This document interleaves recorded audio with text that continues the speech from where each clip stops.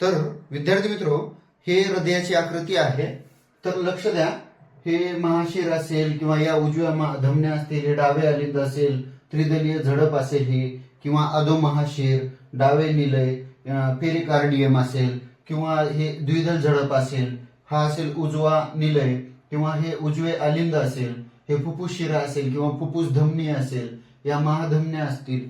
या हृदय या आकृतीमध्ये मी तुम्हाला संपूर्ण पाठ जवळपास बऱ्यापैकी कव्हर करण्याचा प्रयत्न केलेला आहे.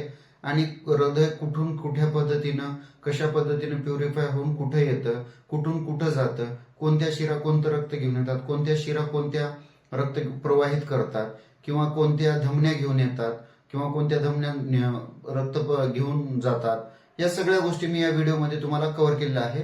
तर आकृती बघून घ्या आणि व्यवस्थितरित्या समजून घेऊन तयारी करण्याचा प्रयत्न करा, म्हणजे तुम्हाला व्यवस्थित समजेल. या आकृतीमध्ये मी जेवढं होतंय तेवढं तुम्हाला समजून सांगण्याचा प्रयत्न केलेला आहे या टॉपिकवरती. म्हणजे हृदय असेल, हृदयाची कार्य असतील, या सगळ्या गोष्टी मी तुम्हाला सविस्तररित्या समजून सांगलेल्या आहेत. येत्या स्पर्धा परीक्षेमध्ये तुम्हाला याचा नक्कीच उपयोग होईल. आणि बघा, आपला जर व्हिडिओ पक्का समजलाय तर आपल्याला सबस्क्राईब करा, लाईक करा आणि शेअर करा. ओके, काय असेल तर कमेंट करा. कसं? खट खट खट.